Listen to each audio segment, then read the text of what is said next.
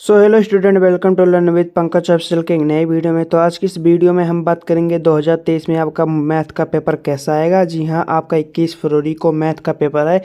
तो आज की इस वीडियो में मैं आपको बताऊंगा कि 21 फरवरी को आपका पेपर कैसा आएगा। जो बच्चे मैथ में बहुत कमज़ोर हैं वह इस वीडियो को ज़रूर देखें, एंड जिन्हें आता भी है वो भी इस वीडियो को पूरा देखें। मैं आपको ऐसा ट्रिक बताऊँगा इसमें कि आप मैथ में 95% से कम ला ही नहीं सकते। तो आज की इस वीडियो को पूरा एंड तक जरूर देखें। चैनल पे नए हो तो चैनल को सब्सक्राइब कर देना, बेल नोटिफिकेशन ऑल पे सेलेक्ट कर दो ऐसे वीडियो को देखने के लिए। तो चलिए मैं आपको बताता हूँ कि आपका मैथ का पेपर कैसे आएगा। देखो, पहले तो आपका विषय है, देख लो आपका विषय है गणित, ओके। और यहाँ पर पूर्णांक है आपका 70 नंबर।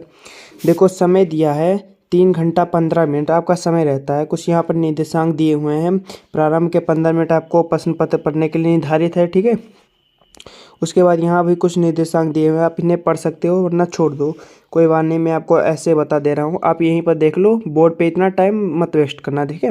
देखो यहाँ पर क्या है, पहला है सभी प्रश्न अनिवार्य है करना, ओके। उसके बाद इस प्रश्न पत्र को 2 खंड में विभाजित किया गया है। खंड आ में आपको 20 नंबर का 20 प्रश्न मिलेगा ऑब्जेक्टिव, जिसे आप ओमार शीट पे भरना पड़ेगा, ओके। उसके बाद चौथा है आपका ओमार शीट पर उत्तर लिखने के बाद आपको उसको काटना पीटना नहीं, ओमार शीट पे कोई गलती नहीं करनी। मैंने आपको बताया भी है कि आपको ओमार शीट बोर्ड पेपर में कैसे भरना है। अगर आपने नहीं देखा है तो इस वीडियो के बाद मैंने लिंक डिस्क्रिप्शन में डाल दिया है, आप वहां से जाकर देख लेना, ठीक है। आप उसमें गलती मत करना, नहीं तो आपका पूरा 20 का 20 नंबर कट जाएगा, कोई फायदा नहीं होगा। तो आप उसे वीडियो को एक बार जरूर देख लेना। उसके बाद आपका पांचवा है दूसरा खंड बा है, जिसमें 50 नंबर आपका वर्णनात्मक सब्जेक्टिव। उसके बाद आपका छठा है, इस खंड में 5 प्रश्न है आपका खंड बा में, ठीक है। उसके बाद देखिए आपका सातवां क्या कह रहा है। सातवां कह रहा है कि प्रत्येक प्रश्न के प्रारंभ में स्पष्ट लिख दिया गया है कि आपको उसके कितने प्रश्न करने हैं, ठीक है।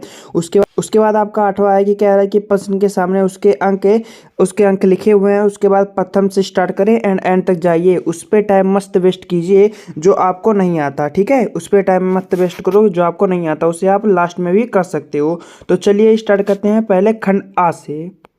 तो देखिए खंड आ का, तो देखिए पहला है आपका खंड आ का बहुविकल्पीय प्रश्न। आपका 20 बहुविकल्पीय प्रश्न है, 1 नंबर का 1 प्रश्न देगा, ठीक है। तो देखो पहला क्या है, एक परिमेय संख्या का दशमलव पश्चात सदैव होता है, क्या होता है, शांत होता है, अशांत होता है। उसके बाद और नीचे क्या दिया, शांत अशांत। तीसरा ऑप्शन है उपयुक्त दोनों या इनमें से कोई नहीं। तो एक परिमेय संख्या का दशमलव पश्चात सदैव आपका दोनों होता है, शांत भी होता है अशांत भी होता है, ठीक है। आपका दोनों होता है।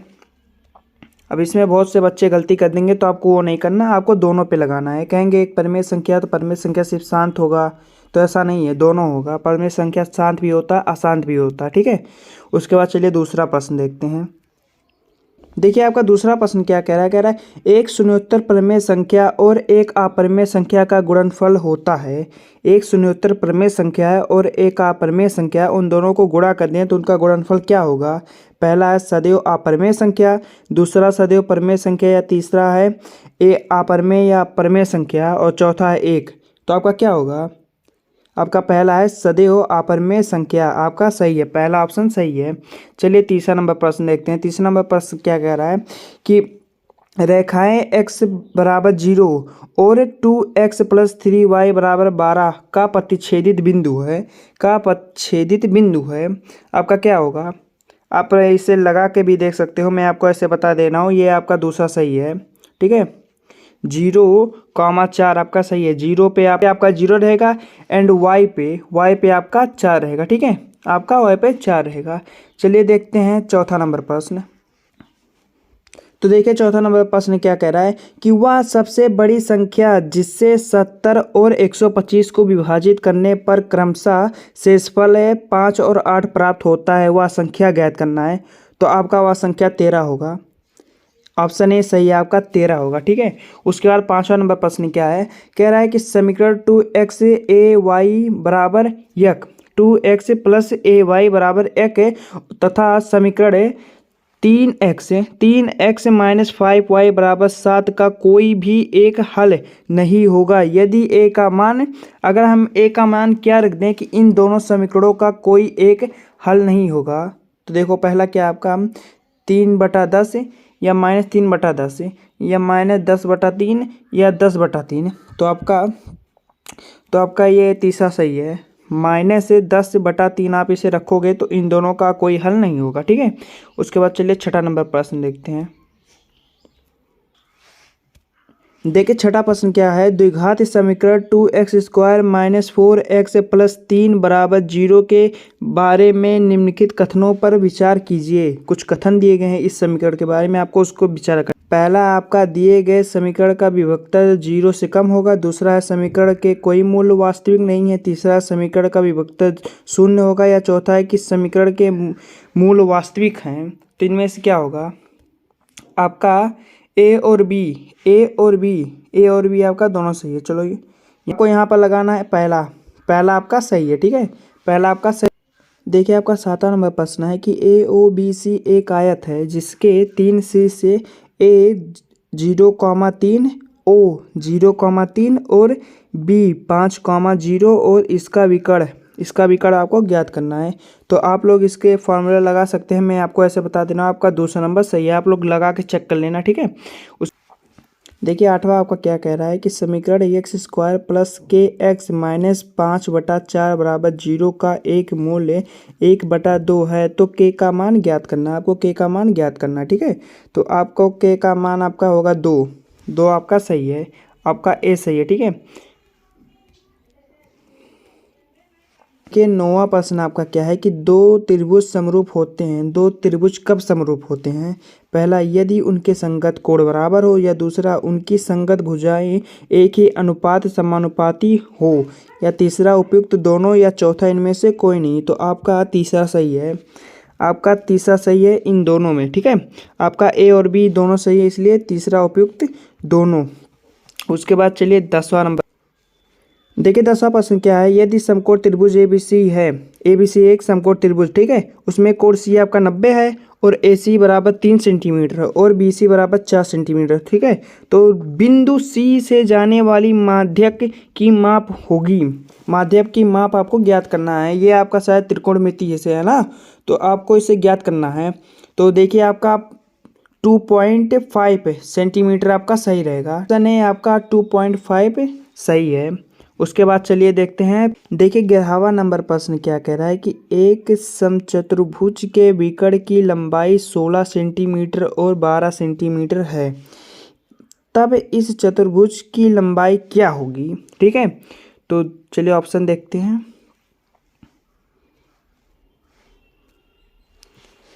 9 सेंटीमीटर, 10 सेंटीमीटर, 8 सेंटीमीटर या 20 सेंटीमीटर। तो आपको बताना है कि इसकी लंबाई क्या होगी। तो आपका 10 सेंटीमीटर सही है, ठीक है, आप लगा के देख लेना। उसके बाद 12वां नंबर प्रश्न है, दो समरूप त्रिभुज की भुजाएं 4:9 के अनुपात में हैं। इस त्रिभुज के क्षेत्रफल का अनुपात क्या होगा? तो इनका हम स्क्वायर कर देंगे, साफ है, इनका स्क्वायर कर देंगे ना। आपका आ जाएगा, देखो 4 चौक 16 होता है, 9 9 81, आपका चौथा ऑप्शन सही है। उसके बाद चलिए देखते हैं 13वां नंबर प्रश्न।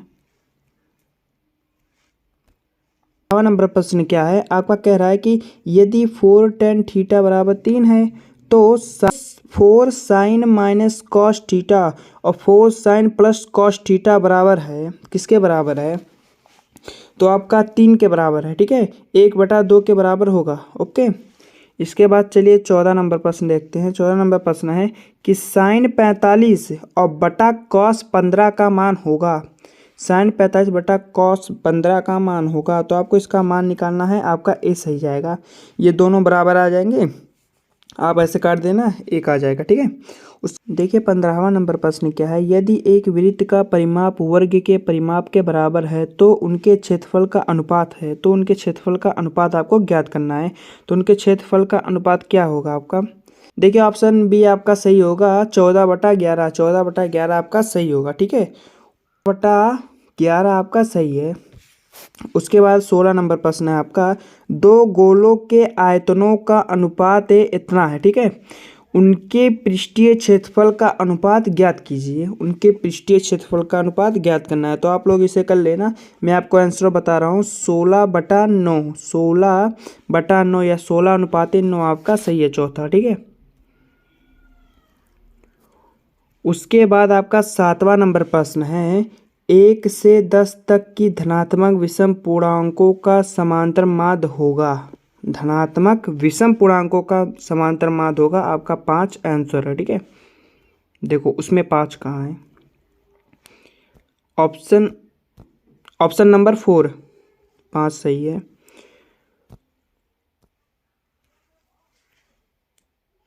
अब देखिए 18वां नंबर प्रश्न है, माध्यिकाओं को आलेखी विधि द्वारा निम्न में से किससे प्राप्त किया जाता है? त्वरण आपका पहला सही है। उसके बाद 19 नंबर प्रश्न है, यदि कुछ उत्प्रेक्षणों का माध्य 27 और बहुलक 45 है तब माध्यक होगा। ठीक है, तो आपको इतना ज्ञात करना है, मैं आपको ऐसे बता दे रहा हूँ, आपका 33 होगा। ठीक है, देखिए आपका 20वां नंबर प्रश्न क्या कह रहा है? 20वां नंबर प्रश्न कह रहा है कि वर्गाकृत आंकड़ों की से अधिक प्रकार और से कम प्रकार की संचयी बारंबारता वक्रों का प्रतिच्छेद बिंदु के भुजाओं के से आंकड़ों का प्राप्त होना है। आंकड़ों का प्राप्त होना है आपका माध्यक। आपका दूसरा नंबर सही है, माध्यक। उसके बाद चलिए हम खंड बा देखते हैं। देखिए खंड बा में आपका है, पहला है आपका सभी प्रश्न कीजिए। पहला है आपका दो क्रमगत धनात्मक पूर्णांकों का गुणनफल 2 से विभाज्य है, यह कथन सत्य या असत्य? कारण बताइए आपका, यह 2 नंबर का। उसके बाद दूसरा आपका, यदि कॉट थीटा बराबर 7/8 हो तो 1 प्लस साइन थीटा और 1 माइनस साइन थीटा। उसके बाद बटे में आपका है 1 plus cos theta 1 minus cos theta का मान निकालो, या भी आपका 2 नंबर का। ठीक है, उसके बाद आपका गा नंबर है, एक शंक्वाकार बर्तन जिसकी आंतरिक व्यास 10 सेंटीमीटर है, ऊंचाई 24 सेंटीमीटर है, पानी से भरा है। पानी को एक बेलनाकार बर्तन जिनका आंतरिक व्यास 20 सेंटीमीटर है में डाला जाता है। बेलन पात्र में डाले गए पानी की ऊंचाई ज्ञात कीजिए। बेलन पात्र में डाले गए पानी की ऊंचाई ज्ञात कीजिए, आपका यह भी 2 नंबर का। ठीक है, उसके बाद गा नंबर है आपका, देखिए गा नंबर है आपका, निम्नलिखित आंकड़ों का समांतर माध्य ज्ञात करना है। आपको यहाँ पर कुछ आंकड़े दिए हुए हैं ना, इनका समांतर माध्य आपको ज्ञात करना है, यह भी आपका 2 नंबर का है। उसके बाद है अंगा नंबर आपका है, बिंदु -4,6 बिंदु ए -6,10 और बिंदु बी 3,-8 को जोड़ने वाले रेखाखंड को किस अनुपात में विभाजित करता है, आपको ये बताना है। ठीक है, उसके बाद आपका 4 नंबर है, के का मान ज्ञात कीजिए यदि बिंदु ए 2,3 बी 4, के और सी 6,-3 रेखी हो। ठीक है, आपको ये रहेगा 2 नंबर का। उसके बाद दूसरा है, ये दूसरे में आपका दूसरा, निम्नलिखित में से किन्हीं 5 खंडों को हल कीजिए। पहला आपका ग्राफीय विधि द्वारा जांच कीजिए ये समीकरण और ये समीकरण संगत है, यदि संगत है तो उन्हें ग्राफीय विधि पर ऐसे दर्शाइए। आपका y रहता है और ये आपका x रहता है, ये x डैश रहता है, ये y डैश रहता है, आपको इसी पर उसे दर्शाना है। उसके बाद आपका दूसरा है, दो संख्याओं के वर्गों का अंतर 180 है। ठीक है, छोटी संख्या का वर्ग बड़ी संख्या का 8 गुना है, दोनों संख्याओं ज्ञात कीजिए। आपका ये 4 नंबर का, ये भी 4 नंबर का है, इसके नीचे वाला भी 4 नंबर का है। तो गा वाला देखिए, गा वाला कह रहा है कि 4 सेंटीमीटर त्रिज्या के एक वक्र पर 6 सेंटीमीटर त्रिज्या के एक वो रखा है। ठीक है, कि किसी बिंदु से एक स्पर्श रेखा की रचना कीजिए कि उसकी लंबाई माप। उसके बाद आपका गा है, उसके बाद घा है। उसके बाद चलिए और नीचे देखते हैं।